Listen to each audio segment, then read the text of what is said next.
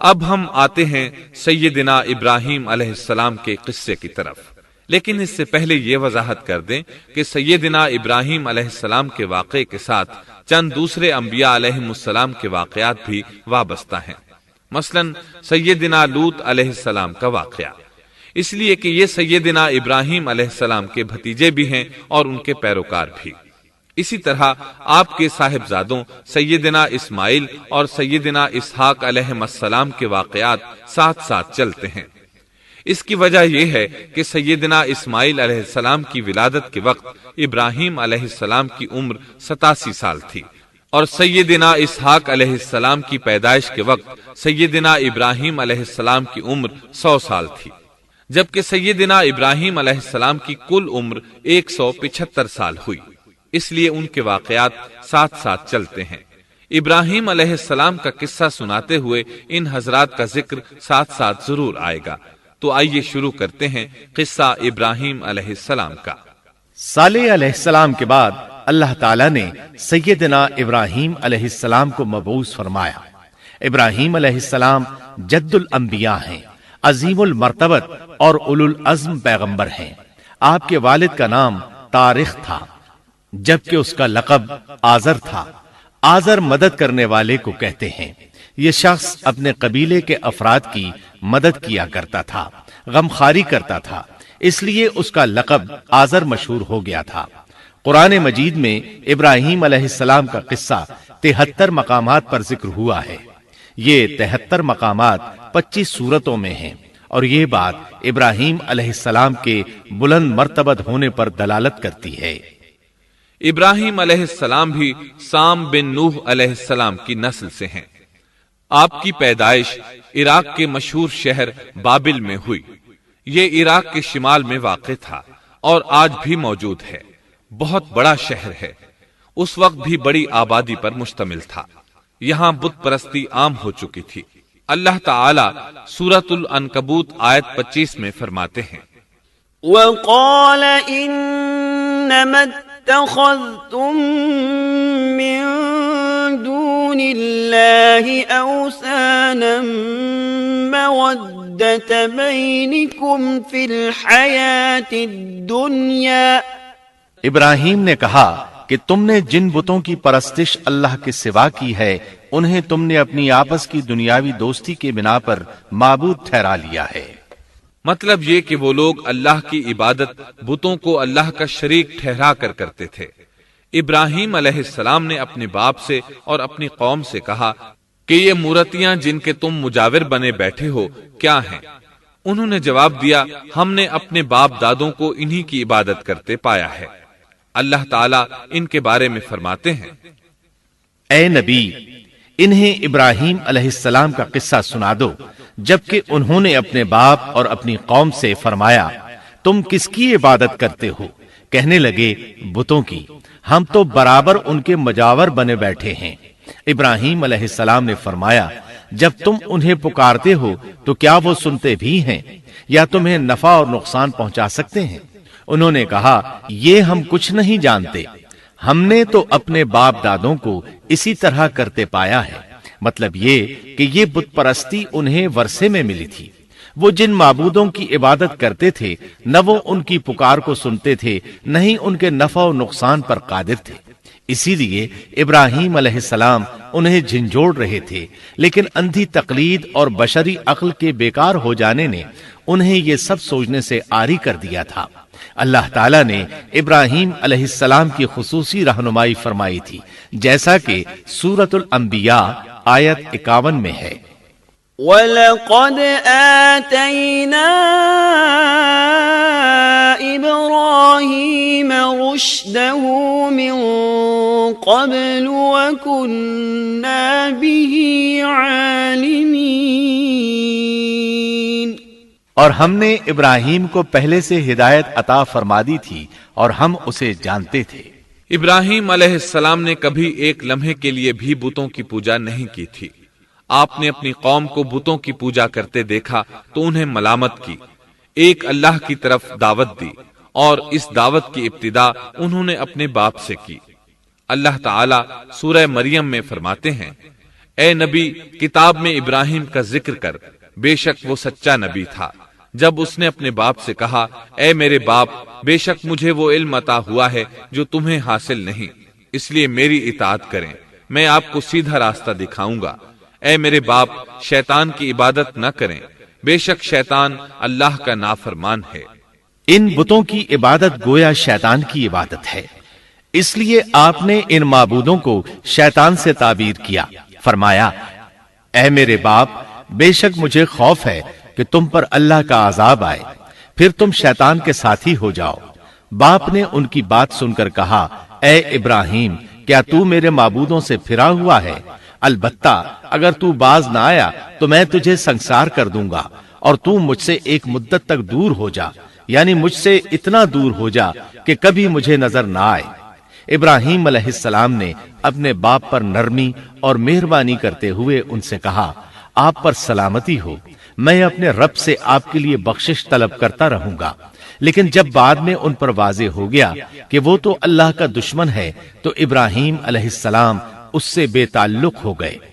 سورہ توبہ آیت 114 میں اللہ فرماتے ہیں، وما كان استغفار إبراهيم لأبيه إلا عن موعدة وعدها إياه فلما تبين له أنه عدو لله تبرأ منه ان ابراہیم لأواہ حلیم۔ اور ابراہیم کا اپنے والد کے لیے بخشش طلب کرنا ایک وعدے کی وجہ سے تھا جو وہ اس سے کر چکے تھے، لیکن جب انہیں معلوم ہو گیا کہ وہ اللہ کا دشمن ہے تو اس سے بیزار ہو گئے۔ بے شک ابراہیم بڑے نرم اور تحمل والے تھے۔ کسی ایماندار کے لیے جائز نہیں کہ وہ کسی کافر کے لیے دعائے مغفرت کرے، بلکہ مومن پر حرام ہے کہ وہ کسی کافر یا عیسائی وغیرہ کے لیے مغفرت طلب کرے یا اس سے یہ کہے کہ اللہ تجھ پر رحم کرے۔ ابراہیم علیہ السلام کے والد نے انہیں دھمکی دی تھی کہ اگر تم اس دعوت سے باز نہ آئے تو میں تمہیں سنسار کر دوں گا۔ اس کے جواب میں ابراہیم علیہ السلام اپنے والد کے ساتھ انتہائی شفقت سے پیش آئے اور اس سے کہنے لگے، میں آپ کے لیے اپنے رب سے استغفار کرتا رہوں گا، اس لیے کہ آپ اپنے والد پر بے حد مہربان تھے۔ اسی لیے اللہ تعالیٰ بھی ابراہیم علیہ السلام پر بے حد مہربان تھے، اور آپ کا لقب خلیل الرحمن رکھ دیا گیا۔ خلت محبت کا وہ انتہائی درجہ ہے جس کے ساتھ دل محبت سے بھر جاتا ہے، یعنی وہ بہت سے لوگوں سے بڑھ کر اللہ تعالیٰ کو محبوب تھے۔ والد کے سخت جواب کے بعد ابراہیم علیہ السلام نے ان سے علیحدگی اختیار کر لی اور انہیں مخاطب کر کے فرمایا، میں تمہیں چھوڑتا ہوں اور جنہیں تم اللہ کے سوا پکارتے ہو ان کو بھی چھوڑتا ہوں، میں اپنے رب کو پکاروں گا، مجھے امید ہے میں اپنے رب کو پکار کر محروم نہیں رہوں گا۔ آپ اللہ کے پیارے اور پسندیدہ نبی تھے۔ جب آپ نے اپنی قوم کو توحید کی دعوت دی اس وقت آپ نوجوان تھے، آپ کی عمر 16 سال تھی۔ ساتھ میں آپ اس بات پر غور و فکر بھی کرتے کہ آخر یہ لوگ بتوں کی پوجا کیوں کرتے ہیں۔ آپ کا دل ان کے شرک پر بہت کوڑتا۔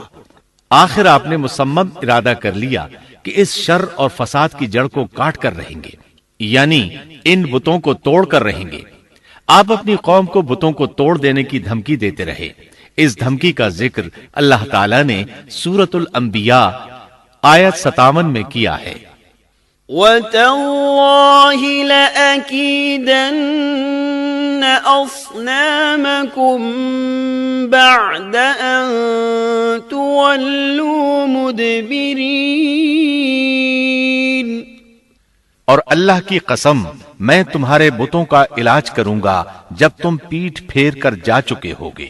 یہ بات ابراہیم علیہ السلام نے پوشیدہ نہیں اعلانیہ کہی تھی۔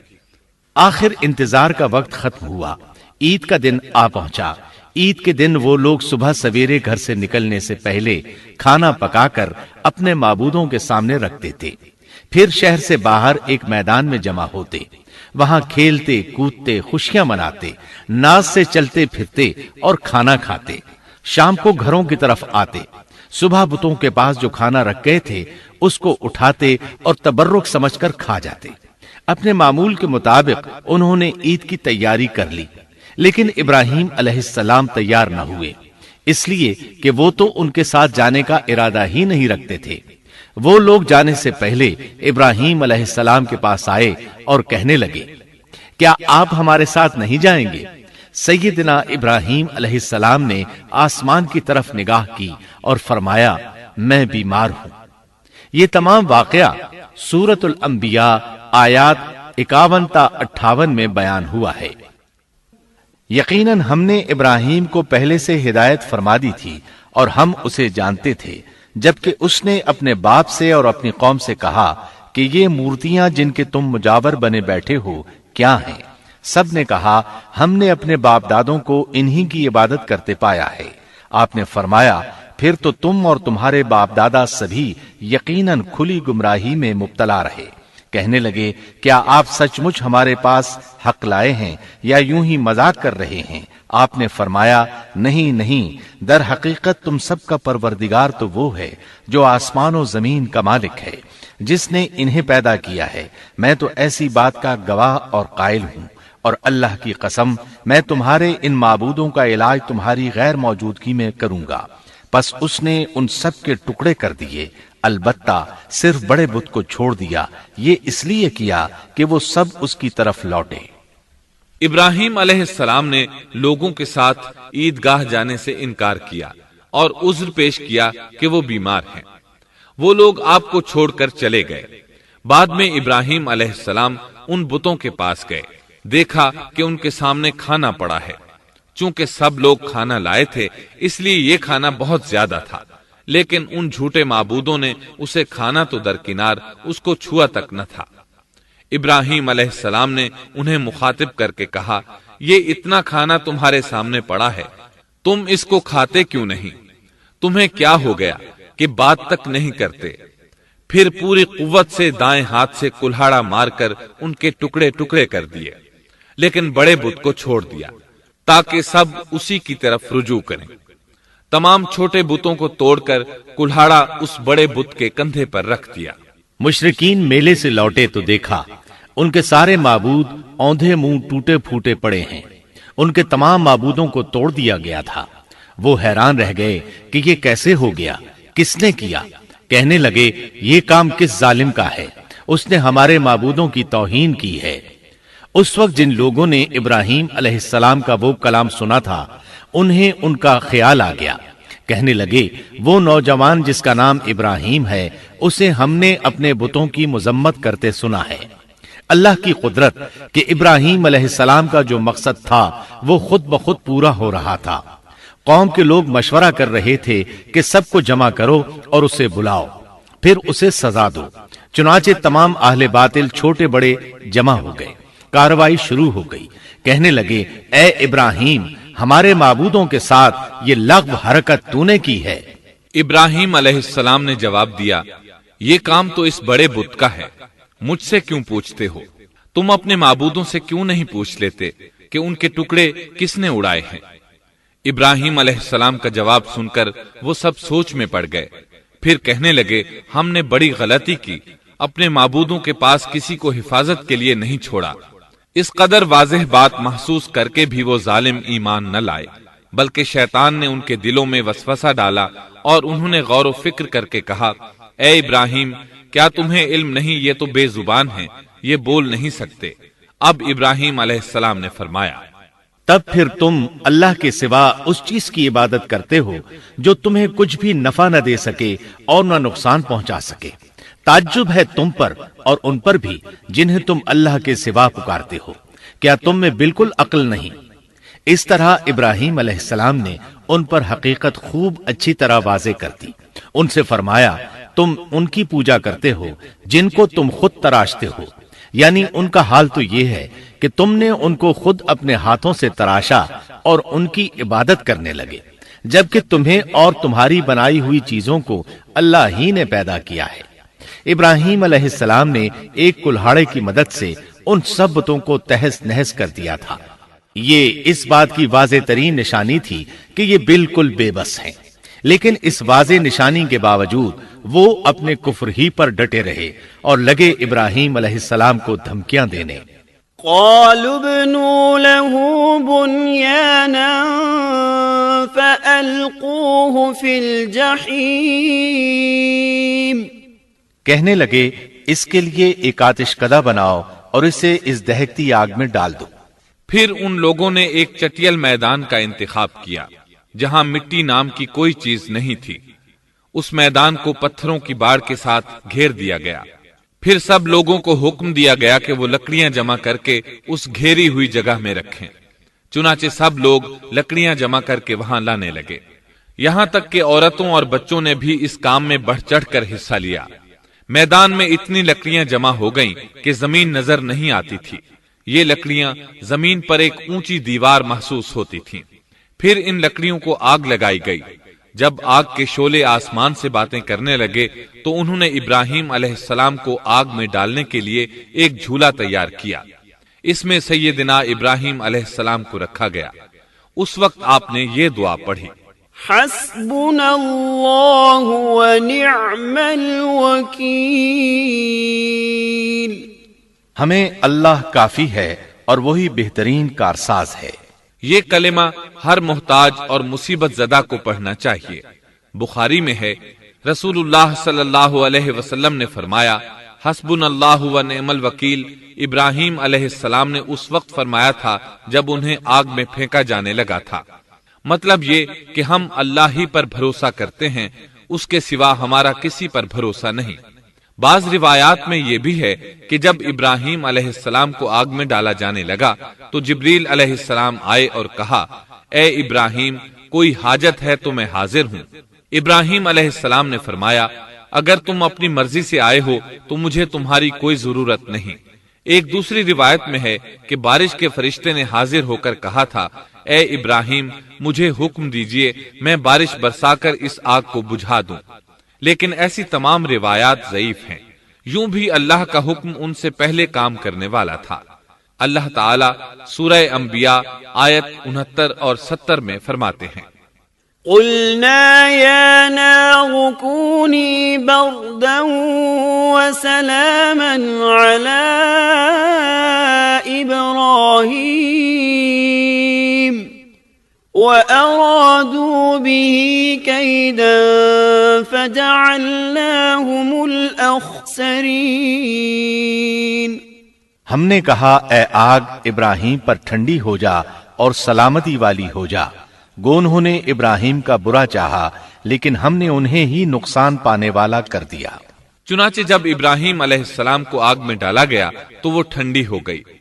ابن عباس رضی اللہ عنہما فرماتے ہیں، اگر اللہ تعالیٰ آگ سے یہ نہ فرماتے کہ سلامتی والی ٹھنڈی ہو جا تو وہ اس قدر سرد ہو جاتی کہ اس کی ٹھنڈک سے تکلیف محسوس ہوتی۔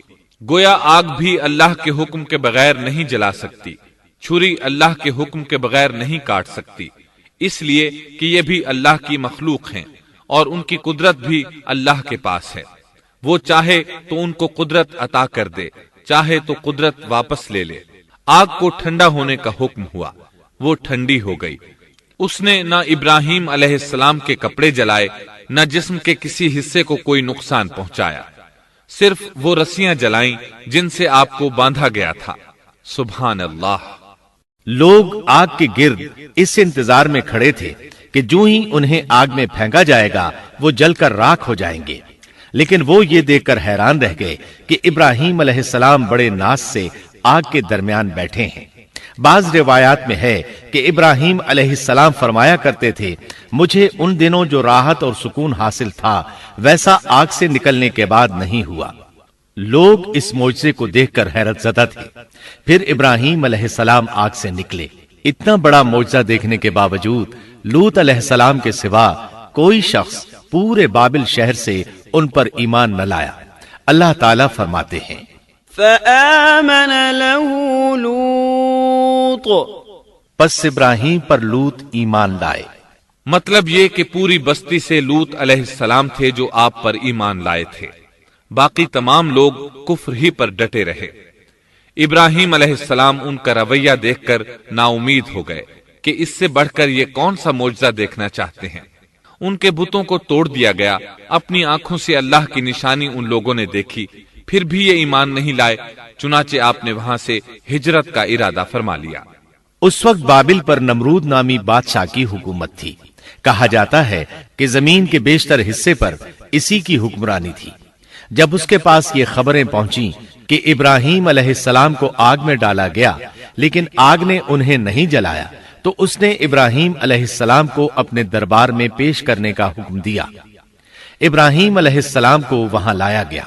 نمرود نے ان سے ان کے رب کے بارے میں سوال کیا۔ اللہ تعالیٰ سورۃ البقرہ آیت 258 میں فرماتے ہیں، أَلَمْ تَرَ إِلَى الَّذِي حَاجَّ إِبْرَاهِيمَ فِي رَبِّهِ أَنْ آتَاهُ اللَّهُ الْمُلْكَ؟ کیا تو نے اس شخص کو نہیں دیکھا جس نے ابراہیم سے اس کے رب کے متعلق جھگڑا کیا اس لیے کہ اللہ نے اسے سلطنت دی تھی؟ ایک روایت میں ہے کہ 4 بادشاہوں نے زمین کے بیشتر حصے پر حکمرانی کی ہے، ان میں سے ایک نمرود ہے۔ نمرود اپنے وقت کا حاکم و بادشاہ تھا۔ ابراہیم علیہ السلام سے جب اس کی اللہ تعالیٰ کے بارے میں بات چیت ہوئی تو ابراہیم علیہ السلام نے کہا، میرا رب وہ ہے جو زندہ کرتا ہے اور مارتا ہے۔ جواب میں اس نے کہا، میں بھی زندہ کرتا ہوں اور مارتا ہوں۔ چنانچہ اس نے حکم دیا کہ جیل سے 2 آدمیوں کو لے آؤ۔ جیل سے 2 ایسے آدمیوں کو لایا گیا جن کے لیے سزائے موت کا فیصلہ ہو چکا تھا۔ اس نے ان میں سے ایک کے قتل کا حکم دیا، دوسرے کو معاف کر دیا۔ اس سے اس نے یہ ثابت کرنا چاہا کہ وہ بھی زندہ کر سکتا ہے اور موت دے سکتا ہے، اور کہنے لگا، دیکھ لو میرے حکم سے لوگ مرتے ہیں اور میرے حکم سے انہیں زندگی ملتی ہے۔ اس کی بات سن کر ابراہیم علیہ السلام نے غور کیا کہ اگر وہ اس سے موت و حیات کے باریک فلسفے پر بحث کریں گے تو نمرود کا مقصد پورا ہو جائے گا اور میرا مقصد پورا نہیں ہو پائے گا۔ اس لیے بحث و مباحثے کی بجائے کوئی مضبوط دلیل پیش کر دی جائے تاکہ حق و باطل کے درمیان فرق واضح ہو جائے۔ چنانچہ آپ نے فرمایا، بے شک اللہ سورج کو مشرق سے لاتا ہے، تو اس کو مغرب سے لے آ۔ کافر بادشاہ یہ سن کر مبہوت رہ گیا، اس کا سر جھک گیا۔ اللہ تعالیٰ فرماتے ہیں، تب وہ کافر حیران رہ گیا اور اللہ نا انصافوں کو سیدھی راہ نہیں دکھاتا۔ ان تمام باتوں کے بعد نمرود کو یہ معلوم کرنے کی ضرورت نہیں رہی کہ ابراہیم علیہ السلام آگ سے کیسے نجات پا گئے، کیونکہ حقیقت اس پر آشکار ہو چکی تھی۔ وہ جان گیا تھا کہ اصل معاملہ کیا ہے۔ چنانچہ اس نے ابراہیم علیہ السلام سے کہا، آپ اس ملک سے نکل جائیے، ہم آپ کو یہاں نہیں رہنے دیں گے۔ ابراہیم علیہ السلام نے عراق کو خیر بات کہا اور شام کی طرف ہجرت کر گئے۔ یہاں آ کر وہ حران نامی بستی میں مقیم ہوئے۔ اسی جگہ آپ نے اپنے چچا ہاران کی بیٹی سیدہ سارہ علیہ السلام سے شادی کی۔ اللہ تعالیٰ اس ہجرت کے بارے میں فرماتے ہیں، وَنَجَّيْنَاهُ وَلُوطًا إِلَى الْأَرْضِ الَّتِي بَارَكْنَا فِيهَا لِلْعَالَمِينَ۔ اور ہم اسے یعنی ابراہیم اور لوط کو بچا کر اس زمین کی طرف لے آئے جس میں ہم نے جہان کے لیے برکت رکھی تھی۔ جب آپ حران کے مقام پر پہنچے تو وہیں ٹھہر گئے، وہیں رہنے لگے۔ یہاں آ کر آپ کا شمار بنو حران میں ہونے لگا۔ آپ لوگوں کو اسی شہر میں رہنے کی دعوت دیتے۔ اس شہر کے لوگ بتوں کی پوجا نہیں کرتے تھے بلکہ ستاروں کو پوجتے تھے۔ ابراہیم علیہ السلام نے جب ان کی یہ حالت دیکھی تو ارادہ کر لیا کہ ان لوگوں کو بتائیں گے کہ ستاروں کی عبادت کرنا باطل ہے۔ یہ لوگ چونکہ نجوم پرست تھے اس لیے ان کی عبادت کا وقت رات کو ہوتا تھا، اور یہ لوگ رات کے وقت عبادت کرتے تھے کیونکہ ان کے معبود یعنی ستارے رات ہی کو طلوع ہوتے ہیں۔ چنانچہ ابراہیم علیہ السلام انہیں یہ دکھانے کے لیے کہ ان چیزوں کی عبادت باطل ہے ایک دن ان کے ساتھ نکلے۔ اللہ نے آسمان کے دروازے کھول دیے تو ابراہیم علیہ السلام نے چاند، ستاروں، سیاروں اور آسمان و زمین کی سلطنت کو دیکھا۔ اللہ تعالیٰ نے ابراہیم علیہ السلام سے تمام پردے ختم کر دیے جو عام طور پر لوگوں کی آنکھوں پر ہوتے ہیں۔ اور انہوں نے وہ کچھ دیکھا جسے آج کی رصد گاہیں بھی نہیں دیکھ سکتی۔ اللہ تعالی سورۃ الانعام آیت 75 میں فرماتے ہیں، وَكَذَلِكَ نُرِي إِبْرَاهِيمَ مَلَكُوتَ السَّمَاوَاتِ وَالْأَرْضِ وَلِيَكُونَ مِنَ الْمُوقِنِينَ۔ اور اسی طرح ہم نے ابراہیم کو آسمان اور زمین کی سلطنت کا مشاہدہ کرا دیا تاکہ وہ یقین کرنے والوں میں سے ہو جائے۔ بعض مفسرین نے لکھا ہے کہ یہ سب کچھ اللہ تعالیٰ نے ابراہیم علیہ السلام کو اس لیے دکھایا تھا کہ وہ ستاروں کی پرستش کرتے تھے، پھر اللہ تعالیٰ نے اپنی عبادت کی طرف ان کی رہنمائی فرمائی۔ جن مفسرین نے یہ بات لکھی وہ غلطی پر ہیں، کیونکہ ایک جلیل القدر رسول کے متعلق ایسا گمان کرنا کبیرہ گناہ ہے۔ آسمان اور زمین کی سلطنت اور دیگر معجزات دکھانے کے بعد اللہ تعالیٰ فرماتے ہیں، آسمان اور زمین کی پیدائش یقیناً انسان کی پیدائش سے بہت بڑا کام ہے۔ اللہ تعالیٰ ایک دوسرے مقام پر فرماتے ہیں، آسمان اور زمین میں بہت سی نشانیاں ہیں جن سے یہ منہ موڑ کر گزر جاتے ہیں۔ ابراہیم علیہ السلام حران شہر کے ستارہ پرستوں کو لے کر ایک رات نکلے۔ اچانک ایک ستارہ طلوع ہوا، اس کی چمک دمک بہت تھی، شکل صورت کے لحاظ سے بھی بہت خوبصورت تھا۔ اس وقت ابراہیم علیہ السلام نے بطور مذاق کہا، یہ میرا رب ہے۔ لیکن جب وہ ستارہ کچھ دیر بعد چھپ گیا تو کہنے لگے، یہ تو غروب ہو گیا، یہ رب کیسے ہو سکتا ہے؟ جو چھپ جائے وہ رب نہیں ہو سکتا، پس میں تو غروب ہونے والوں کو پسند نہیں کرتا۔ اگلے روز وہ پھر ان لوگوں کو ساتھ لے کر نکلے تو چاند کو دیکھا۔ یہ شکل صورت میں ستاروں سے کہیں زیادہ خوبصورت تھا، روشن تھا، لیکن یہ بھی غروب ہو گیا تو ابراہیم کہنے لگے، اگر مجھے میرے رب نے ہدایت نہ کی تو میں گمراہ لوگوں میں شامل ہو جاؤں گا۔ اے اللہ، تو کہاں ہے؟ اپنی طرف میری رہنمائی کر۔ ان باتوں سے ابراہیم علیہ السلام ان لوگوں کو غور و فکر کی دعوت دے رہے تھے تاکہ وہ غور کریں، آخر رب چھپ کیسے سکتا ہے؟ اگر چاند رب ہے اور دن کے وقت کسی کو اپنے معبود کی حاجت ہوگی تو وہ کیا کرے گا؟ لہذا چاند کسی صورت رب نہیں ہو سکتا۔ پھر جب دن چڑھا اور سورج طلوع ہوا تو کہنے لگے، یہ میرا رب ہے، یہ تو سب سے بڑا ہے۔ پھر لوگوں کو مخاطب کر کے کہنے لگے، تم رات کو چھوٹے چھوٹے ستاروں کی پوجا کرتے ہو، کیوں نہ تم اتنے بڑے ایک ہی رب کی پوجا کر لو۔ لیکن جب وہ بھی غروب ہو گیا تو کہنے لگے، یقیناً میں تمہارے شرک سے بیزار ہوں، یہ معبود کیسے ہو سکتے ہیں؟ ان میں تو تبدیلی آتی رہتی ہے، کبھی طلوع ہوتے ہیں کبھی غروب ہوتے ہیں۔ یہ اس بات کی دلیل ہے کہ یہ مخلوق ہیں اور ان کا خالق کوئی اور ہے جس کے حکم کے یہ تابع ہیں۔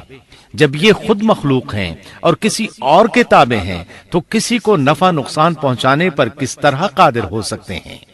پھر اپنی قوم کو مخاطب کر کے کہنے لگے، میں اپنا رخ اس کی طرف کرتا ہوں جس نے آسمانوں کو یکسو ہو کر پیدا کیا، اور میں شرک کرنے والوں میں سے نہیں ہوں۔ اب بھی وہ اپنی بات پر اڑے رہے۔ تب آپ نے فرمایا، تم مجھ سے اللہ کے بارے میں جھگڑ رہے ہو، مجھے تو اللہ راہ دکھا چکا ہے اور اس نے مجھے دلیل عطا فرمائی ہے۔ میں یقیناً جانتا ہوں کہ تمہارے تمام معبود بے بس اور بے طاقت ہیں۔ جاؤ، تم سے اور تمہارے ان معبودوں سے جو ہو سکے کر لو، میرے رب کی مرضی کے بغیر کچھ بھی نہیں ہو سکتا۔ میرے رب نے ہر چیز کے علم کو اپنے گھیرے میں لے رکھا ہے، کیا پھر بھی تم نصیحت حاصل نہیں کرو گے؟ اور میں تمہارے معبودوں سے خوف کیوں کھاؤں؟ تم اللہ سے نہیں ڈرتے؟ ان کو اللہ کا شریک ٹھہرا رہے ہو۔ اللہ نے اس کی کوئی دلیل نازل نہیں کی۔ اگر تم میں صحیح علم ہے تو تم ہی بتلا دو کہ ہم دونوں جماعتوں میں سے امن کا زیادہ حقدار کون ہے؟ امن انہی کے لیے ہے جو ایمان لانے کے بعد دین کو شرک سے خلط ملط نہیں کرتے۔ حقیقت میں ہدایت یافتہ وہی لوگ ہیں۔ یہی ہمارے وہ دلائل تھے جو ہم نے ابراہیم علیہ السلام کو ان کی قوم کے مقابلے میں عطا کیے تھے، اور ہم جسے چاہیں مرتبے میں بڑھا دیں۔ بے شک تیرا رب بڑی حکمت والا ہے۔ ان لوگوں نے پھر بھی کفر ہی کیا، کوئی بھی ایمان نہ لایا۔ چنانچہ ابراہیم علیہ السلام نے ایک بار پھر ہجرت کی اور مصر جا پہنچے۔ مصر کے بادشاہ کو خبر ملی کہ ایک شخص ہجرت کر کے آیا ہے اور اس کے ساتھ ایک عورت ہے، وہ بہت زیادہ حسین و جمیل ہے۔ چنانچہ اس ظالم نے اپنے کارندوں کو بھیجا کہ اس عورت کو میرے پاس لے آؤ، ساتھ ہی اس سے پوچھنا کہ تمہارے ساتھ جو آدمی ہے وہ کون ہے، اگر وہ اس کا خاوند ہو تو اسے قتل کر دینا۔ ادھر بادشاہ نے اپنے کارندوں کو حکم دیا، ادھر اللہ نے ابراہیم علیہ السلام کی طرف وحی بھیج دی۔ انہوں نے سارا علیہ السلام سے کہا، اگر وہ تجھ سے میرے بارے میں پوچھیں تو بتا دینا تم میری بہن ہو۔ پھر سارا سے بولے، اے سارا، روئے زمین پر میرے اور تیرے سوا کوئی مومن نہیں، یعنی یہ کافروں کی سرزمین ہے، یہاں کوئی مومن نہیں، اس لحاظ سے تم میری دینی بہن ہو۔ پھر بادشاہ نے ابراہیم علیہ السلام کو پیش کرنے کا حکم دیا۔ اس نے آپ سے پوچھا، یہ عورت کون ہے؟ آپ نے فرمایا، یہ میری بہن ہے۔ اس طرح ابراہیم علیہ السلام کی زندگی میں 3 موقع ایسے آئے کہ انہوں نے اللہ کے دین کی حمایت اور مدافعت کے لیے توریہ کیا۔ توریہ کا مطلب یہ ہے کہ واقعہ کچھ اور ہو لیکن کوئی شخص کسی خاص مصلحت کی وجہ سے اسے 2 معانی والے الفاظ کے ساتھ اس انداز میں بیان کرے کہ سننے والا اس واقعہ کو نہ سمجھ سکے بلکہ اس کا ذہن خلاف واقعہ چیز کی طرف منتقل ہو جائے۔ شریعت نے بعض مخصوص حالات میں اس کی اجازت دی ہے۔ وہ 3 مواقع جہاں ابراہیم علیہ السلام نے توریہ فرمایا، ان کی وضاحت کچھ اس طرح ہے۔ ایک یہ کہ آپ نے میلے پر نہ جانے کی غرض سے ان لوگوں سے کہا تھا کہ میں بیمار ہوں۔ دوسرے موقع پر یہ فرمایا تھا، یہ کام اس بڑے سردار بت کا ہے۔ تیسرے، سارا علیہ السلام کو دینی بہن قرار دیا۔ اس ظالم بادشاہ نے سارا علیہ السلام کو اپنی تحویل میں لے لیا۔ جب سارا علیہ السلام کو معلوم ہوا کہ وہ ایک بدکار شخص ہے تو انہوں نے اللہ تعالیٰ سے دعا کی، اے اللہ، تجھے معلوم ہے میں تجھ پر اور تیرے نبی پر ایمان لائی ہوں اور اپنے جسم کو اپنے خاوند کے سوا ہر ایک سے محفوظ رکھا ہے، لہٰذا آپ اس کافر کو مجھ پر مسلط نہ کیجیے گا۔ چنانچہ اس کافر بادشاہ نے جب سیدہ سارا کو پکڑنے کے لیے اپنا ہاتھ بڑھایا تو اس کا ہاتھ شل ہو گیا اور اپنی جگہ پر جم گیا۔ وہ لگا چیخ پکار کرنے، اس میں اتنی طاقت نہ رہی کہ اپنے ہاتھ کو حرکت دے سکے۔ اس کی آواز سن کر اس کے محافظ بھاگے ہوئے آئے، انہوں نے اس کے ہاتھ کو چھڑانا چاہا لیکن چھڑا نہ سکے۔ اس کی یہ حالت دیکھ کر سیدہ سارا خوف زدہ ہو گئیں۔ انہوں نے سوچا اگر یہ مر گیا تو لوگ کہیں گے اسے میں نے قتل کیا ہے۔ چنانچہ انہوں نے اللہ سے دعا کی کہ اسے چھوڑ دیا جائے۔ اللہ تعالیٰ نے آپ کی دعا قبول کر لی، اس کا ہاتھ ٹھیک ہو گیا، لیکن وہ ظالم پھر بھی نہ ڈرا۔ اس نے ایک بار پھر آپ کی طرف ہاتھ بڑھایا، اس کا ہاتھ پھر شل ہو گیا۔ سیدہ سارا نے پھر دعا کی، وہ دوبارہ ٹھیک ہو گیا، وہ پھر بھی باز نہ آیا۔ تیسری بار پھر اس نے ان کی طرف ہاتھ بڑھایا، اس بار بھی اس کا ہاتھ شل ہو گیا۔ اب وہ سیدہ سارا علیہ السلام سے کہنے لگا، اب کی بار اگر تو مجھے اس مصیبت سے نجات دلائے گی تو میں تجھے چھوڑ دوں گا اور کبھی تیرے آڑے نہیں آؤں گا۔ چنانچہ سیدہ سارا علیہ السلام نے اللہ تعالی سے دعا کی، وہ ٹھیک ہو گیا۔ تب اس نے اپنے کارندوں کو آواز دی اور ان سے بولا، تم میرے پاس کسی انسان کو نہیں بلکہ سرکش جن کو لائے ہو۔ پھر اس نے انہیں رہا کر دیا، عزت و اکرام سے رخصت کیا اور ان کی خدمت کے لیے اپنی بیٹی ہاجرہ کو ساتھ کر دیا۔ سارا علیہ السلام واپس لوٹیں تو دیکھا کہ ابراہیم علیہ السلام نماز پڑھ رہے ہیں۔ نماز کے بعد انہوں نے پوچھا، سارا، اس نے تمہارے ساتھ کیا سلوک کیا؟ سیدہ سارا علیہ السلام نے سارا واقعہ سنا دیا۔ سن کر آپ نے فرمایا، الحمدللہ۔ پھر بولے، اب ہم یہاں نہیں رہیں گے بلکہ واپس جائیں گے۔ چنانچہ آپ ایک بار پھر فلسطین میں آ گئے، وہیں اپنی زندگی بسر کرنے لگے۔ اب ہم آگے بڑھتے ہیں۔ جب آپ فلسطین میں مستقل طور پر رہائش پذیر ہوئے تو لوط علیہ السلام بھی آپ کے ساتھ تھے۔ لوط علیہ السلام آپ کے بھتیجے تھے، ان کے والد کا نام ہاران تھا۔ یہ بچپن ہی سے سیدنا ابراہیم علیہ السلام کے زیر سایہ رہے، انہی کے ہاں پرورش پائی، اس لیے دین حق فوراً قبول کر لیا۔ جب سیدنا ابراہیم علیہ السلام نے عراق سے شام کی طرف ہجرت کی تو یہ آپ کے ساتھ تھے، وہاں سے حران گئے تب بھی ساتھ تھے، پھر مصر کی طرف ہجرت کی تو بھی لوط علیہ السلام ان کے ساتھ تھے۔ آخر کار جب آپ نے مصر کو بھی خیر بات کہا اور فلسطین آ گئے تب بھی یہ ساتھ تھے۔ اب ابراہیم علیہ السلام نے لوط علیہ السلام کو حکم دیا کہ وہ بستی سدوم کی طرف چلے جائیں، اس لیے کہ اس بستی کے لوگ کفر کی انتہائی گہرائی میں جا چکے ہیں، انہیں کفر و شرک سے نکالنے کے لیے وہاں جائیں، انہیں اللہ کے احکام سنائیں، اللہ کی طرف دعوت دیں۔ چنانچہ لوط علیہ السلام تو اس طرف روانہ ہو گئے اور ادھر فلسطین میں صرف 3 مسلمان رہ گئے، ابراہیم علیہ السلام، ان کی زوجہ محترمہ سیدہ سارہ اور سیدہ ہاجرہ علیہم السلام وہیں رہائش پذیر رہے اور لوگوں کو مسلسل اللہ کی طرف دعوت دیتے رہے، یہاں یہ بے شمار مال و دولت کے بھی مالک بن گئے۔ جب ان کی عمر 85 یا 86 سال ہوئی تو سارہ علیہ السلام نے سوچا، میں بانجھ ہوں، میرے خاوند بوڑھے ہیں لیکن اولاد کی تمنا ہے، تو کیوں نہ میں اپنی لونڈی ہاجرہ ہدیے اور تحفے کے طور پر ابراہیم علیہ السلام کو دے دوں۔ چنانچہ ہاجرہ ابراہیم علیہ السلام کو مل گئیں، انہوں نے ان سے شادی کر لی۔ اللہ رب العزت نے جلد ہی ان کے بطن سے آپ کو اسماعیل علیہ السلام عطا فرمائے۔ ہاجرہ علیہ السلام کے ماں بننے پر اور ان کی اولاد کو دیکھ کر سیدہ سارہ علیہ السلام کو فطری طور پر غیرت کا احساس ہوا۔ اللہ کی قدرت دیکھیے، خود ہی انہیں ہاجرہ کو تحفے میں دیا تاکہ اولاد حاصل ہو، اور جب وہ ماں بن گئیں تو اب غیرت محسوس کر رہی ہیں۔ اپنی اس کیفیت سے مجبور ہو کر سیدہ سارہ نے ابراہیم علیہ السلام سے کہا، آپ مجھے اس کے ساتھ ایک جگہ پر نہ رکھیں۔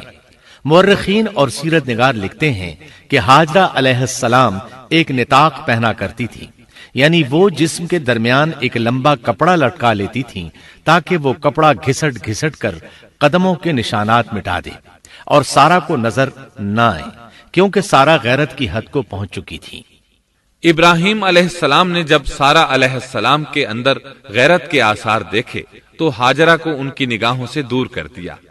ادھر اللہ کا حکم بھی نازل ہو گیا کہ اپنی بیوی ہاجرہ اور دودھ پیتے بچے اسماعیل کو ساتھ لے لیں اور مکہ کی طرف رخ کر لیں۔ ابراہیم علیہ السلام مکہ کی طرف روانہ ہوئے، یہاں تک کہ مکہ پہنچ گئے۔ یہ جگہ اس وقت بالکل ویران اور بے آباد تھی، نہ کوئی انسان تھا، نہ پانی، نہ نباتات کے آثار تھے، غرض کوئی چیز نظر نہیں آتی تھی، بس پہاڑوں کے درمیان ایک بے آب و گیاہ میدان تھا۔ یہی وہ مقدس اور تاریخی وادی تھی جہاں ابراہیم علیہ السلام اپنی زوجہ اور لخت جگر کو چھوڑ کر واپس پلٹے۔ سیدہ ہاجرہ علیہ السلام کو بہت حیرت ہوئی، انہیں یہ امید نہیں تھی کہ ان کے خاوند انہیں ایک بے آباد جگہ تنہا چھوڑ کر چل دیں گے، اس پر بچے کی ذمہ داری الگ تھی۔ چنانچہ انہوں نے ابراہیم علیہ السلام کو آواز دی، لیکن انہوں نے مڑ کر بھی نہ دیکھا۔ اب وہ ان کے پیچھے آئیں اور قریب پہنچ کر بولی، اے ابراہیم، ہمیں کہاں چھوڑے جا رہے ہو؟ یہاں نہ پانی، نہ خوراک، نہ کوئی انسان۔ ابراہیم علیہ السلام نے پھر بھی کوئی جواب نہ دیا، کوئی پریشانی بھی ظاہر نہ کی اور چلتے رہے۔ سیدہ ہاجرہ بھی آپ کے پیچھے چلتی رہیں اور پوچھتی رہیں کہ ہمیں کس کے حوالے کر کے جا رہے ہیں؟ یہاں تو کوئی بھی جاندار نہیں، مکمل طور پر بے آباد علاقہ ہے، لیکن انہوں نے اب بھی کوئی توجہ نہ دی۔ آخر سیدہ ہاجرہ نے کہا، کیا آپ کو اللہ نے اس کام کا حکم دیا ہے؟ اب آپ نے جواب میں فرمایا، ہاں۔ تب سیدہ ہاجرہ بولی، اگر یہ بات ہے تو اللہ تعالی ہرگز ہمیں ضائع نہیں ہونے دے گا۔ جب انسان اللہ کے احکام کو بجا لائے تو اس کے دل سے فقر و فاقے کا خوف نکل جاتا ہے اور اللہ اسے طرح طرح کے انعامات سے نوازتا ہے۔ انسان جب تک اللہ کے احکام کو بجا لاتا رہے گا تب تک اللہ کی نصرت اور اس کی تائید شامل حال رہے گی۔ چنانچہ جوں ہی ہاجرہ علیہ السلام کو پتا چلا کہ انہیں تنہا چھوڑ جانا اللہ کے حکم کی بنا پر ہے تو فوراً یقین بھرے لہجے میں بولی، تب اللہ ہمیں ضائع نہیں کرے گا۔ یہ کہہ کر وہ اپنے شیر خوار بچے کی طرف پلٹ گئیں۔ خوراک اور پانی چند دن میں ختم ہو گئے، پانی کا ایک قطرہ پاس نہ رہا۔ اب پانی کی تلاش شروع کی، لیکن اپنے لیے تو درکنار، ماں کو بیٹے کے لیے بھی پانی نہ ملا۔ نہ خوراک۔ اب بچہ لگا بھوک سے بلکنے، خوراک نہ ملنے کی وجہ سے ماں کا دودھ بھی خشک ہو گیا تھا۔ عورت کتنی بھی باحوصلہ ہو اپنے بچے کو بھوک سے بلکتے نہیں دیکھ سکتی۔ اب انہوں نے بچے کو وہیں چھوڑا اور تیزی سے قریبی پہاڑی صفا کی طرف لپکی، اوپر چڑھ کر ادھر ادھر نظر دوڑائی کہ شاید کسی طرف پانی یا خوراک نظر آ جائے یا کسی انسان کی جھلک نظر آ جائے۔ جب کچھ نظر نہ آیا تو نشیب کی طرف چلی، ساتھ میں بچے کی طرف بھی دیکھتی جاتی تھی۔ نشیب میں پہنچی تو بچہ نظروں سے اوجھل ہو گیا۔ اس پر اور بے چین ہوئی اور بلندی کی طرف دوڑی۔ اس طرح مروہ پہاڑی پر چڑھ گئیں۔ وہاں بھی چاروں طرف نگاہ دوڑائی لیکن کچھ نظر نہ آیا۔ خیال آیا کہ پھر کوشش کرنی چاہیے۔ اس خیال سے مروہ پہاڑی سے اتری اور صفا کی طرف چل دی۔ درمیان میں نشیب کی وجہ سے بچہ نظر نہ آیا تو دوڑنے لگی۔ اس طرح پھر صفا پر چڑھ گئیں۔ اللہ اکبر! ایک تو عورت ذات کمزور، پھر بھوک پیاس سے نڈھال، اس پر کس قدر سعی اور کوشش میں مصروف، وہ بھی اپنے بچے کے لیے۔ بہرحال بار بار کوشش کے خیال سے انہوں نے صفا اور مروہ پہاڑیوں کے درمیان 7 چکر لگائے۔ یہی وجہ ہے مسلمان عازمین حج صفا و مروہ کے درمیان سعی کرتے ہیں تاکہ اس واقعے کی یاد تازہ ہو جائے۔ جب وہ آخری مرتبہ مروہ پر پہنچی تو انہوں نے ایک آواز سنی۔ یہ آواز اسماعیل علیہ السلام کے قریب سے آئی تھی۔ انہوں نے پوری توجہ سے آواز کو سننے کی کوشش کی اور جلدی سے اسماعیل کے قریب پہنچی۔ کیا دیکھتی ہیں؟ اسماعیل کے قدموں کے نیچے سے پانی پھوٹ رہا ہے، کیونکہ جبریل علیہ السلام کو اللہ نے اس صابرہ خاتون کی مدد کے لیے بھیجا تھا۔ انہوں نے زمزم والی جگہ پر اپنا پر مارا تو اسماعیل کے قدموں کے پاس سے ایک عظیم چشمہ رحمت نمودار ہوا۔ مستقبل کے پیغمبر کے قدموں کے نیچے سے اللہ نے جبریل فرشتے کے ذریعے زمین پھاڑ کر پانی نکال دیا۔ یہی آب زمزم کا آغاز تھا۔ ہاجرہ علیہ السلام پانی کو آنکھیں پھاڑ پھاڑ کر حیرت سے دیکھ رہی تھی۔ ان کی خوشی کی انتہا نہ رہی جب انہوں نے دیکھا پانی پھوٹ پھوٹ کر چاروں طرف بہ رہا ہے۔ زمین ہموار تھی، اس لیے انہوں نے زمین کو کھودنا شروع کر دیا تاکہ پانی ادھر ادھر نہ بہ جائے۔ پھر انہوں نے اس گڑھے کے چاروں طرف پتھر رکھ دیے اور زبان سے بولی، زم زم۔ اس کا مطلب ہے رک جا۔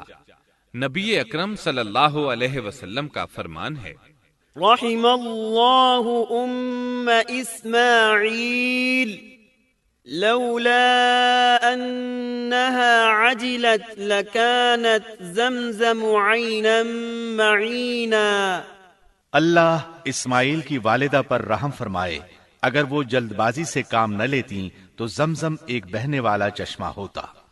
لیکن انہوں نے اس کے گرد بند باندھ دیا۔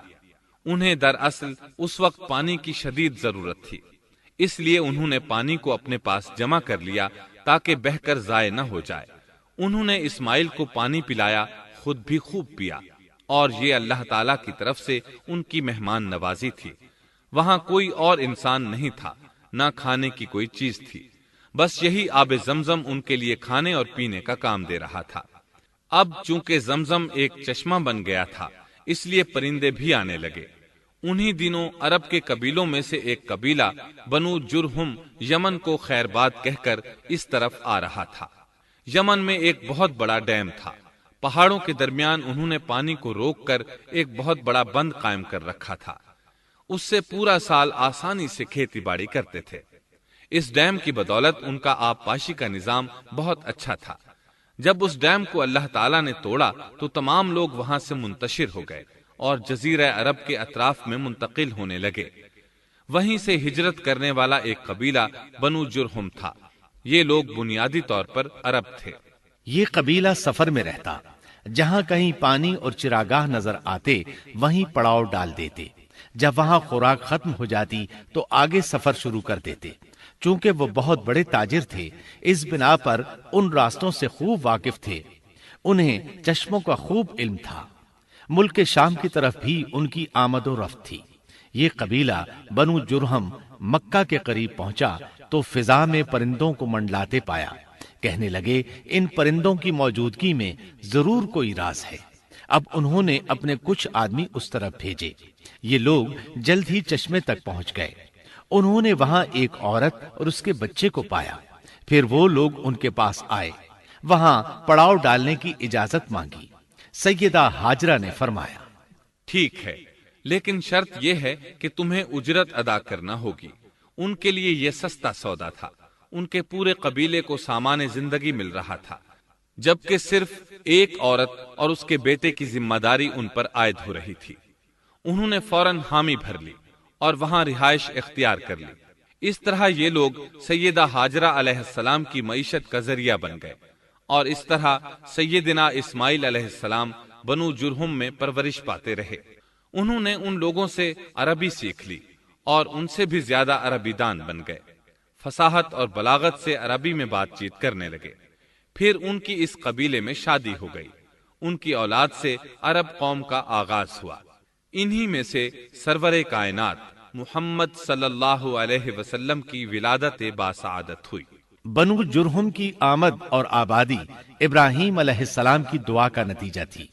جب انہوں نے اپنی بیوی اور بچے یعنی دو کمزور انسانوں کو اس ویران جگہ چھوڑا تھا تو یہ دعا مانگی تھی، ربنا انی اسکنت من ذریتی بواد غیر ذی زرع عند بیتک المحرم۔ اے ہمارے پروردگار، میں نے اپنی کچھ اولاد اس بے آباد جنگل میں تیرے حرمت والے گھر کے پاس بسائی ہے۔ یہاں یہ سوال پیدا ہوتا ہے کہ کیا اس وقت بیت اللہ کی تعمیر ہو چکی تھی؟ درست بات یہ ہے کہ اس وقت خانہ کعبہ کی تعمیر نہیں ہوئی تھی۔ پھر سوال پیدا ہوتا ہے کہ کیا ابراہیم علیہ السلام کے زمانے سے پہلے اس کی تعمیر ہو چکی تھی یا صرف جگہ ہی معروف تھی؟ اس بارے میں دو طرح کی روایات ہیں۔ بعض میں آتا ہے کہ صرف اس کی جگہ معروف تھی، اور بعض میں ہے کہ ابراہیم علیہ السلام سے پہلے شیس علیہ السلام نے اس کو تعمیر کیا تھا، اور وہ گردش ایام کے ساتھ ساتھ منہدم ہو کر ختم ہو گیا۔ لیکن بہرحال اس کی جگہ معلوم تھی، اور وہی پہلا گھر تھا، جیسا کہ اللہ نے خبر دی ہے۔ ان اول بیت وضع للناس للذی ببکۃ مبارکا وہدی للعالمین۔ اللہ تعالیٰ نے پہلا گھر جو لوگوں کے لیے مقرر کیا تھا وہی ہے جو مکہ میں ہے، اور وہ پوری دنیا کے لیے برکت اور ہدایت والا ہے۔ ابراہیم علیہ السلام نے اللہ تعالیٰ سے یہ دعا مانگی تھی، ربنا انی اسکنت من ذریتی بواد غیر ذی زرع عند بیتک المحرم ربنا ليقيموا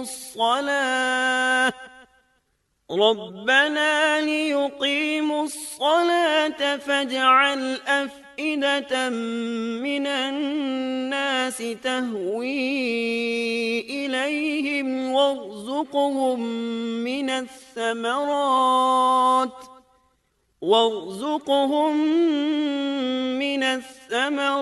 لعلهم يشكرون۔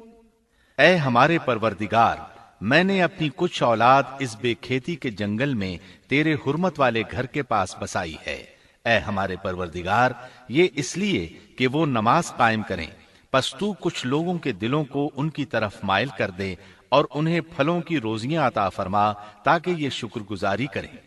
دن گزرتے رہے اور اسماعیل علیہ السلام بنو جرہم کے ماحول میں عمر کی منزلیں طے کرتے رہے، اور وہ ہوش سنبھالنے کے قریب ہو گئے۔ ابراہیم علیہ السلام ہر سال ایک دو بار اپنے گھرانے کی دیکھ بھال کے لیے چکر لگاتے تھے۔ جب اسماعیل علیہ السلام نے ہوش سنبھالا تو ایک بار پھر ایک عظیم آزمائش کا وقت آ گیا۔ ہوا یوں کہ ایک مرتبہ ابراہیم علیہ السلام مکہ تشریف لائے، ایک جگہ آرام کے لیے بیٹھے کہ نیند کی وادی میں پہنچ گئے۔ نیند میں انہوں نے خواب دیکھا کہ اپنے لخت جگر کو اپنے ہاتھ سے ذبح کر رہے ہیں، ساتھ ہی آنکھ کھل گئی۔ ابراہیم علیہ السلام جانتے تھے کہ انبیاء کرام کے خواب حقیقت ہوتے ہیں۔ اللہ کی طرف سے وحی ہوتے ہیں اور شیطان کسی صورت ان کے خواب میں نہیں آ سکتا، لہذا انہوں نے اس خواب کے مطابق عمل کرنے کا پختہ ارادہ کر لیا، کسی قسم کی پریشانی کا شکار نہ ہوئے۔ اللہ رب العزت نے اس عظیم اور تعجب خیز واقعے کا قرآن مجید میں ذکر کرتے ہوئے فرمایا، وقال إني ذاهب إلى ربي سيهدين رب هب لي من الصالحين فبشرناه بغلام حليم فلما بلغ معه السعي قال يا بني إني أرى في المنام أني أذبحك فانظر ماذا ترى۔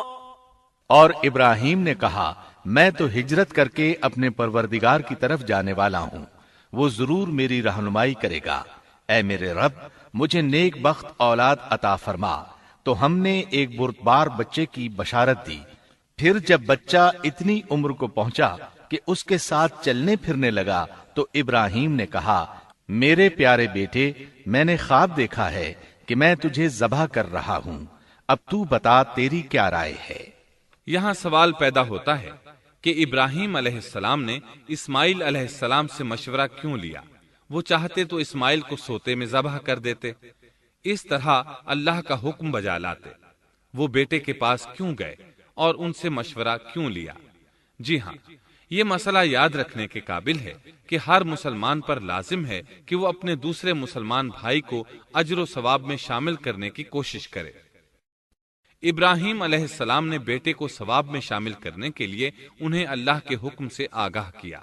یہ نہ چاہا کہ میں اکیلا ہی اجر لیتا رہوں، بلکہ دوسرے کی خیر خواہی کو پیش نظر رکھا۔ والدین کے لیے آپ کے اس انداز میں نصیحت موجود ہے، یہ کہ اولاد کو ثواب کے مواقع فراہم کریں، ان کی صحیح تربیت کریں۔ اگر صدقہ کرنے کا موقع ملے تو بچوں کے ذریعے صدقہ کرائیں، تاکہ انہیں بھی اللہ کے راستے میں خرچ کرنے کی عادت پڑے۔ جب کسی دینی مجلس میں بیٹھنے کا موقع ملے تو اپنی اولاد کو بھی ساتھ لے کر جائیں۔ بے شمار لوگ خود تو جاتے ہیں، اولاد کو جانے کے لیے کہتے بھی نہیں، خود دین سیکھتے ہیں، اولاد کو دین نہیں سکھاتے۔ ابراہیم علیہ السلام نے اسماعیل علیہ السلام سے رائے لی۔ سبحان اللہ، انہوں نے جواب میں فرمایا یا ابت افعل ما تؤمر، اے ابا جان آپ کو جو حکم ملا ہے کر گزریے۔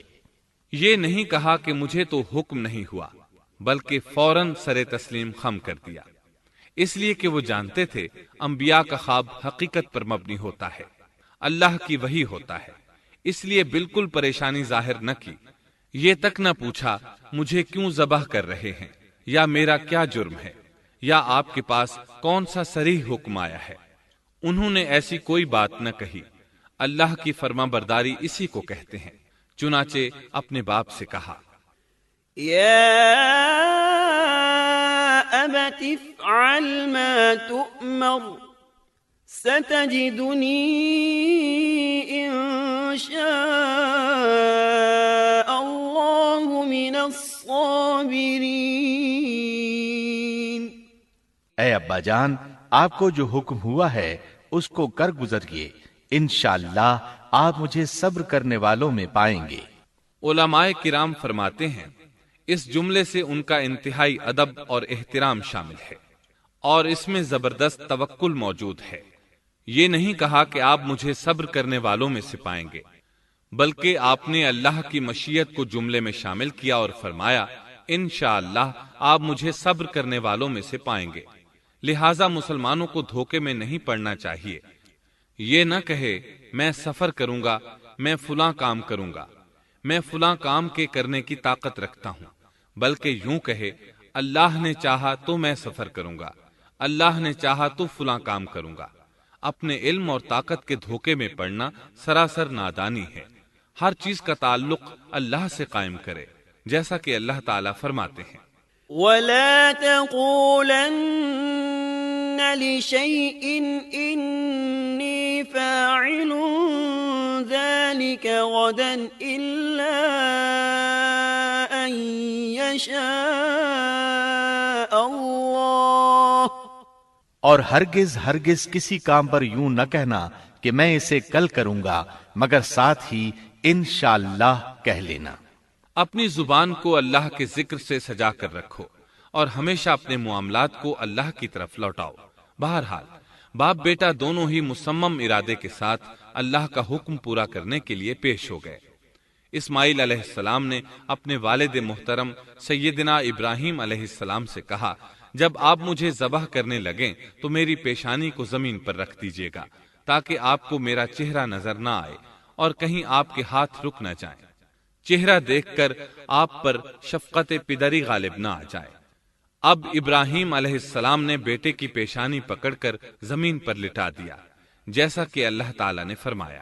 فلما أسلما وتله للجبين جب دونوں مطیع ہو گئے اور ابراہیم نے اسے پیشانی کے بل لٹا دیا، اب انہوں نے چھری پکڑی اور گردن پر چلا دی، لیکن چھری نے گردن نہ کاٹی، بالکل اسی طرح جیسے آگ نے ابراہیم کو نہیں جلایا تھا، اس لیے کہ چھری میں کاٹنے کی طاقت اور آگ میں جلانے کی صلاحیت اللہ کے حکم کے بغیر نہیں آ سکتی۔ اللہ نے دونوں سے یہ طاقتیں سلب کر لیں۔ اب ابراہیم زور لگا رہے ہیں، ادھر اسماعیل علیہ السلام کہہ رہے ہیں، ابا جان جلدی کیجئے، چھری چلائیے۔ اللہ تعالیٰ نے اس واقعے کا ذکر یوں فرمایا ہے، فلما أسلما وتله للجبين جب وہ دونوں مطیع ہو گئے اور ابراہیم نے اسے پیشانی کے بل لٹا دیا۔ اس مطیع ہونے سے مراد اللہ کے حکم کو نافذ کرنا ہے۔ اب ظاہر ہے مطیع تو وہ پہلے بھی تھے، لیکن یہاں اسلما یعنی مطیع ہونے سے مراد کامل اسلام ہے۔ نہایت واضح اور حقیقی اسلام مراد ہے، اس لیے کہ کامل اسلام وہی ہوتا ہے جس میں بغیر کسی تردد اور توقف کے اللہ کے امر اور نہی کی تصدیق کی جائے۔ یہ تھا حقیقی اسلام۔ ہاں تو چھری چلتی رہی، گلا نہ کٹا، اس لیے کہ امتحان اور آزمائش کی تکمیل ہو چکی تھی۔ یہ بات ثابت ہو چکی تھی کہ اللہ کا حکم نافذ کرنے میں دونوں پوری طرح کوشاں ہیں۔ اللہ تعالیٰ بھی فرما برداری ہی کا صلہ عطا فرماتے ہیں۔ چنانچہ آواز آئی، قد صدقت الرؤيا إنا كذلك نجزي المحسنين إن هذا لهو البلاء المبين ہم نے اسے پکارا، اے ابراہیم تو نے خواب کو سچ کر دکھایا، یقیناً ہم اسی طرح نیکوکاروں کو جزا دیا کرتے ہیں۔ یقیناً یہ ایک کھلی آزمائش تھی۔ تاریخ کا ایک عظیم ترین امتحان اور کڑی آزمائش دنیا کو آج بھی حیرت میں ڈال دیتی ہے۔ کون ہے جو بیٹے کو ذبح کرنے پر تیار ہو جائے، خاص طور پر اس صورت میں جب اولاد بھی اکلوتی ہو، جس کی وجہ سے 86 سال کے بعد آنگن میں بہار آئی ہو۔ پھر اس کی قربانی کا بھی واضح حکم نہیں دیا گیا تھا، اشارتاً خواب میں رہنمائی کی گئی تھی۔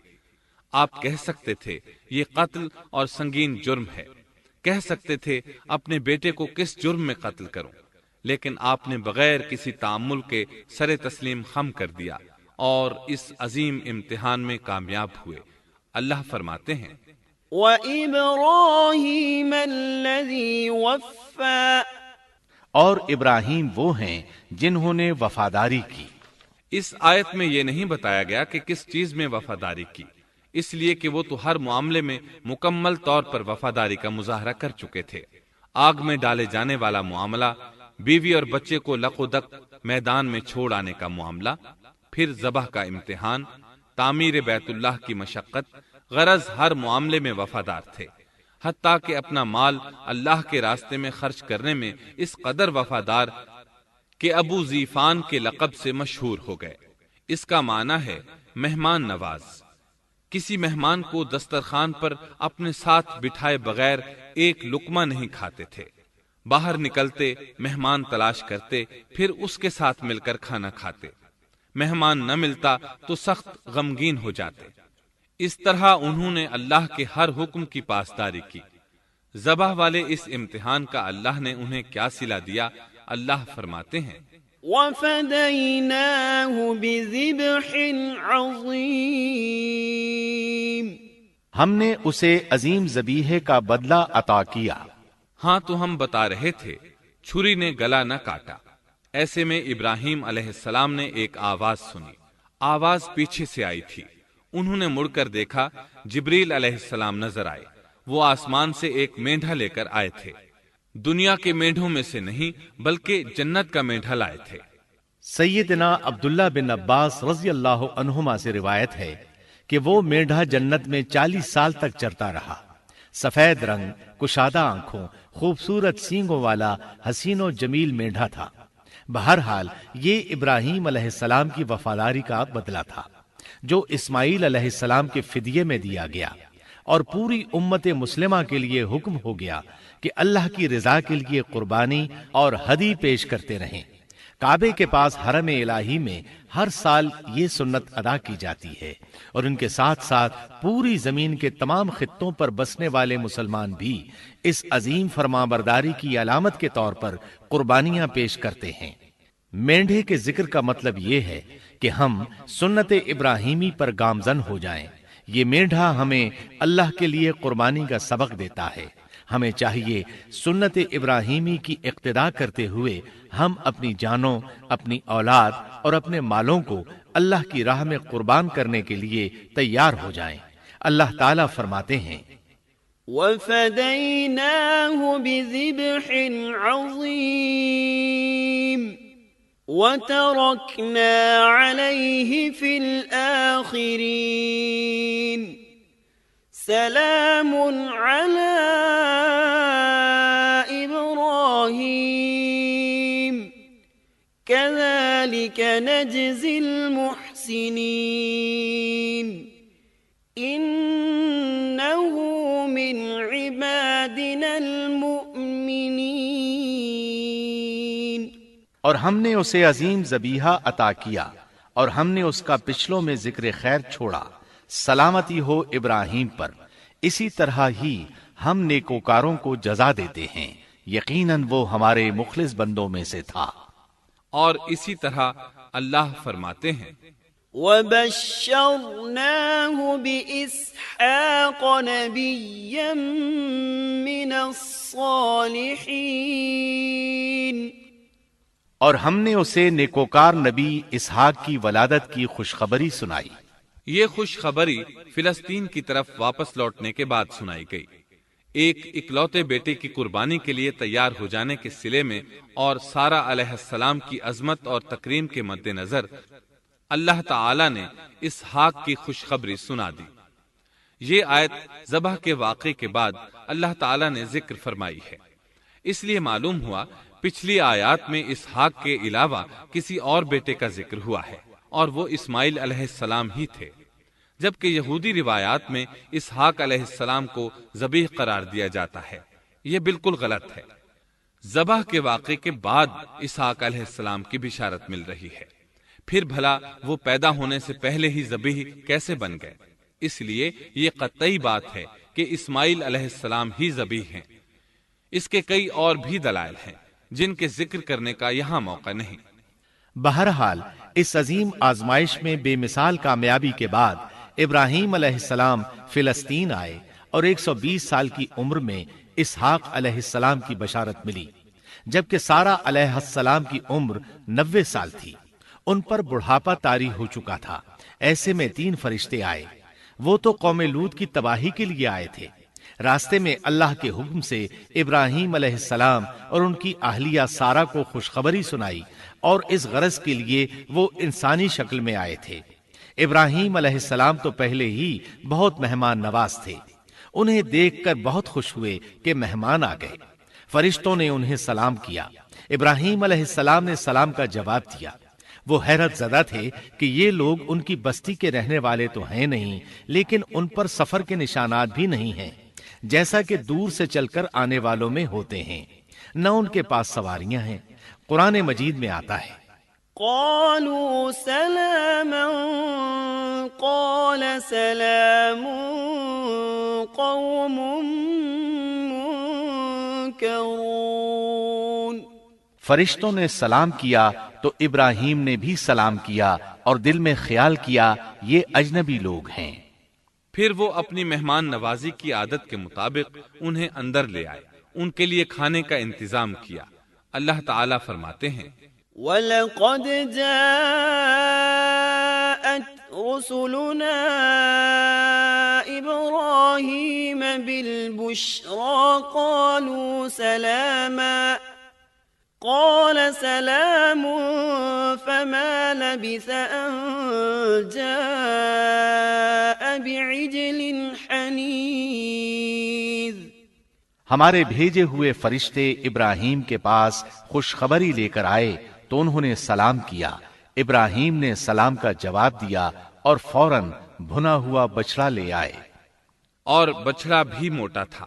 ان کے سامنے کھانا پیش کیا، لیکن وہ بھلا کب کھانے کی طرف ہاتھ بڑھانے والے تھے۔ یہ دیکھ کر ابراہیم علیہ السلام نے خوف محسوس کیا کہ کہیں یہ دشمن نہ ہو۔ اس وقت فرشتوں نے کہا قالوا لا تخف إنا أرسلنا إلى قوم لوط۔ ابراہیم نہ ڈر، ہم تو قوم لوط کی طرف بھیجے گئے ہیں۔ جب انہوں نے یہ باتیں کی تو سارہ علیہ السلام پاس کھڑی تھیں، وہ ہنسنے لگی۔ وہ خوشخبری سے پہلے کیوں ہنس پڑی؟ علماء اس بارے میں کہتے ہیں کہ جب انہوں نے سنا یہ فرشتے لوط علیہ السلام کی بستی کو تباہ کرنے جا رہے ہیں تو ان کے خاتمے کی خبر سن کر وہ ہنستی۔ اس کے بعد فرشتوں نے یہ خوشخبری سنائی۔ فبشرناها بإسحاق ومن وراء إسحاق يعقوب۔ ہم نے اسے اسحاق کی پیدائش کی خوشخبری دی اور اسحاق کے بعد یعقوب پوتے کی بھی خوشخبری دی۔ بہت جلد ہی ہم اسحاق سے تیری ویران گود کو آباد کریں گے، اور تو اپنی زندگی میں اس کے بیٹے یعقوب کو بھی دیکھ لے گی۔ اب 3 بشارتیں جمع ہو گئیں۔ بیٹا پیدا ہوگا، لمبی عمر ملے گی یعنی بیٹا جوان ہوگا، اور پھر وہ اپنے پوتے کو بھی دیکھے گی۔ اس سے بڑھ کر کیا عزت اور تکریم ہو سکتی ہے؟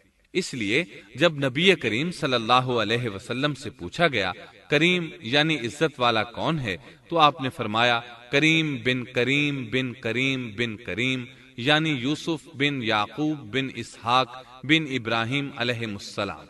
مطلب یہ کہ نبی بن نبی بن نبی بن نبی۔ یہ یوسف علیہ السلام کی شان ہے کہ خود بھی کریم، باپ بھی کریم، دادا بھی کریم اور پردادا بھی کریم۔ اس سے بڑھ کر عزت افزائی کیا ہو سکتی ہے؟ بہرحال فرشتوں نے انہیں خوشخبری دی۔ وَبَشَّرُوهُ بِغُلَامٍ عَلِيمٍ۔ پھر انہوں نے ابراہیم کو ایک صاحب علم لڑکے کی بشارت دی۔ خوشخبری سن کر سیدہ سارہ حیران ہوئی، مارے حیرت کے منہ سے ہلکی سی چیخ نکل گئی۔ انہوں نے اپنے رخسار پر ہاتھ مارا جیسا کہ عورتوں کی عادت ہوتی ہے۔ کہنے لگی ہائے افسوس، کیا میں بچہ جنوں گی حالانکہ میں بانجھ ہوں اور میرے خاوند بوڑھے ہیں؟ یہ تو حیرت کی بات ہے۔ ایک دوسری جگہ اللہ تعالیٰ نے یہ الفاظ فرمائے، کہنے لگی میں بوڑھی اور بانجھ ہوں، بھلا میں بچے کو کیسے جنم دوں گی؟ اس پر فرشتوں نے کہا تو اللہ کے حکم پر تعجب کرتی ہے، اے اہل بیت، یہ تو اللہ کی تم پر رحمت اور برکت ہے، وہ بہت بزرگ اور قابل تعریف ہے۔ دوسری آیت میں ہے انہوں نے کہا اسی طرح تیرے رب نے فیصلہ کیا ہے اور ہمیں کہا ہے، یقیناً وہ بہت حکمت والا ہے اور علم رکھنے والا ہے۔ یہ تھی اسحاق علیہ السلام کی ولادت کی خوشخبری۔ ابراہیم علیہ السلام مکے میں سیدنا اسماعیل علیہ السلام سے ملنے کے لیے آتے رہتے تھے۔ ایک روز آئے تو ان سے کہا اے میرے بیٹے، اللہ تعالیٰ نے مجھے حکم دیا ہے کہ اس مقام پر اللہ کا گھر تعمیر کرنا۔ اسماعیل علیہ السلام نے فوراً کہا میں حاضر ہوں۔ اس طرح انہوں نے کھدائی شروع کی۔ ایسے میں انہیں شیس علیہ السلام کی تعمیر کے آثار نظر آئے۔ انہوں نے اس پر تعمیر شروع کر دی۔ ایک روایت میں یہ بھی ہے کہ انہوں نے فرشتوں والی بنیادوں کے آثار بھی دیکھے۔ نبی کریم صلی اللہ علیہ وسلم کی جوانی کے دنوں میں جب مکے کے قریش نے کعبے کی تعمیر نئے سرے سے کی تو انہوں نے اس کی بنیادوں کو گہرا کرنا چاہا۔ وہ کھدائی کرتے ان سبز پتھروں تک پہنچ گئے جو پہاڑوں کی چوٹیوں کی طرح نظر آ رہے تھے۔ انہوں نے ان پتھروں کو نکالنا چاہا۔ ایک شخص نے کدال کے ذریعے ایک پتھر کو باہر نکالا تو اس کے نیچے سے اتنا نور نکلنے لگا کہ قریب تھا وہ شخص اندھا ہو جاتا۔ پھر پتھر خود بخود نیچے جا گرا اور اپنی جگہ پر جم گیا۔ اس کے بعد لوگوں نے ان پتھروں کو ہاتھ نہ لگایا اور تعمیر شروع کر دی۔ قرآن مجید میں تعمیر کعبہ اور بیت اللہ کا تذکرہ اس طرح آیا ہے۔ وَإِذْ بَوَّأْنَا لِإِبْرَاهِيمَ مَكَانَ الْبَيْتِ أَلَّا تُشْرِكْ بِي شَيْئًا وَطَهِّرْ بَيْتِيَ لِلطَّائِفِينَ وَالْقَائِمِينَ وَالرُّكَّعِ السُّجُودِ۔ اور جب ہم نے بیت اللہ کے مکان میں ابراہیم کو جگہ دی اور فرمایا کہ میرے ساتھ شرک نہ کرنا اور میرے گھر کو طواف، قیام اور رکوع و سجود کرنے والوں کے لیے پاک رکھنا، اور فرمایا ان اول بیت وضع للناس للذی ببکۃ مبارکا وہدی للعالمین فیہ آیات بینات مقام ابراہیم ومن دخلہ کان آمنا۔ بے شک لوگوں کے لیے جو پہلا گھر تعمیر کیا گیا ہے وہ مکہ میں ہے، وہ جہان والوں کے لیے برکت اور ہدایت کا ذریعہ ہے۔ اس میں واضح نشانیاں ہیں، مثلا مقام ابراہیم، تو جو کوئی حرم میں داخل ہوگا وہ امن میں آ جائے گا۔ اور فرمایا اور یاد کرو اس وقت کو جب ابراہیم کو اس کے پروردگار نے کئی باتوں کے ذریعے آزمایا، وہ ان میں پورے اترے تو اللہ نے فرمایا میں آپ کو تمام لوگوں کا امام بنا رہا ہوں۔ ابراہیم نے کہا اے میرے رب میری اولاد میں سے بھی امام بنائیے۔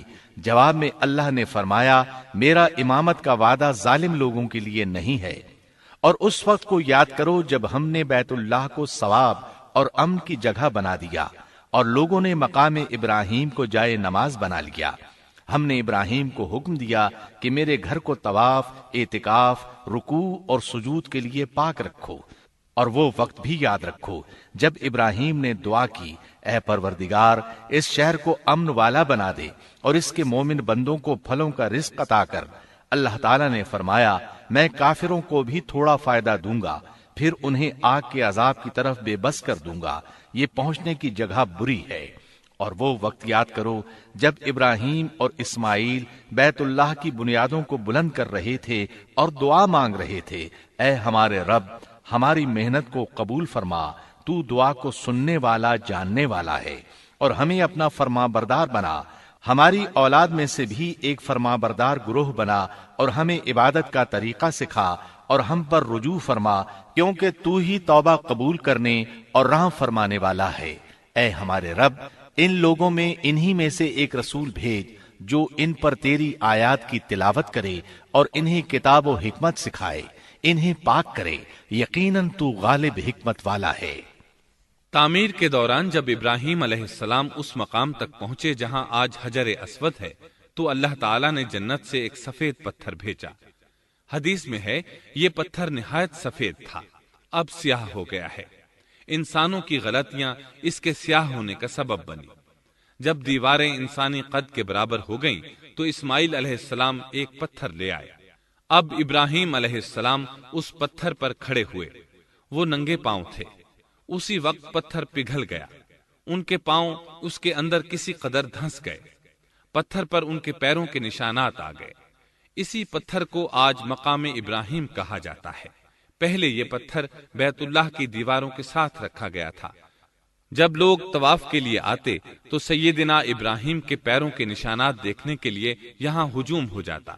اس طرح طواف کرنے والوں کو دقت کا سامنا ہوتا۔ سیدنا عمر رضی اللہ عنہ نے صحابہ کرام کے مشورے سے اس پتھر کو اس جگہ سے قدرے ہٹا کر نماز کی صفوں کے قریب کر دیا تاکہ طواف کرنے والوں کو دقت نہ ہو۔ یہ مقام بہت مقدس ہے۔ اللہ نے فرمایا ہے، وَاتَّخِذُوا مِن مَّقَامِ إِبْرَاهِيمَ مُصَلًّى، تم مقام ابراہیم کو جائے نماز مقرر کر لو۔ مقام ابراہیم کے قریب اس کے پیچھے ہو کر نماز پڑھنے کا موقع مل جائے تو لازماً وہاں 2 رکعت ادا کیا کرو۔ موقع نہ ملے تو پھر پوری مسجد حرام میں طواف سے فراغت والی 2 رکعت پڑھ لیا کرو۔ اس طرح کعبہ تعمیر ہوا، تب نیا حکم آیا، وَلِلَّهِ عَلَى النَّاسِ حِجُّ الْبَيْتِ مَنِ اسْتَطَاعَ إِلَيْهِ سَبِيلًا وَمَن كَفَرَ فَإِنَّ اللَّهَ غَنِيٌّ عَنِ الْعَالَمِينَ۔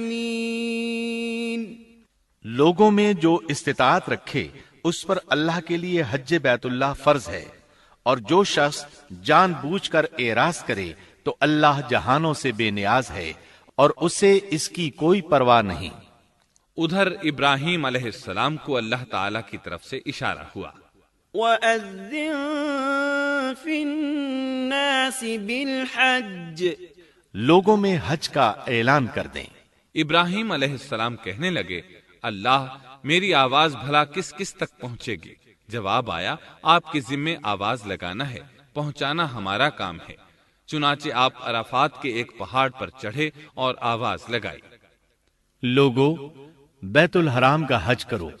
اللہ تعالیٰ نے معجزانہ طور پر یہ آواز تمام انسانوں تک پہنچا دی، خواہ وہ پیدا ہوئے تھے یا نہیں۔ دوسرا معجزہ یہ ہوا کہ اللہ نے بیت اللہ اور اس کے حج کی محبت لوگوں کے دلوں میں ڈال دی۔ اللہ نے فرمایا، وَأَذِّن فِي النَّاسِ بِالْحَجِّ يَأْتُوكَ رِجَالًا وَعَلَى كُلِّ ضَامِرٍ يَأْتِينَ مِن كُلِّ فَجٍّ عَمِيقٍ۔ اور آپ لوگوں میں حج کا اعلان کر دیں، وہ آپ کی طرف پیدل بھی آئیں گے اور دبلے پتلے اونٹوں پر بھی دور دور سے آئیں گے۔ اس طرح لوگ پیدل اور سوار ہو کر کثرت سے حج کے لیے آنے لگے اور یہ ویران علاقہ آباد ہونے لگا۔ یہ تھے حالات اور واقعات ابراہیم علیہ السلام کے۔ آپ نے 175 سال کی عمر میں وفات پائی۔ آپ سے پہلے سیدہ ہاجرہ علیہ السلام نے وفات پائی اور ان کی وفات سے کچھ ہی عرصہ بعد سیدہ سارہ علیہ السلام 127 سال کی عمر میں فوت ہو گئیں۔ ان دونوں کی وفات کے بعد آپ غمگین رہنے لگے۔ آخر اتنی مدت تک ساتھ رہا تھا۔ آپ خلیل الرحمن تھے، آپ پر صحیفے بھی نازل ہوئے، آپ اللہ کے بے حد شکر گزار تھے۔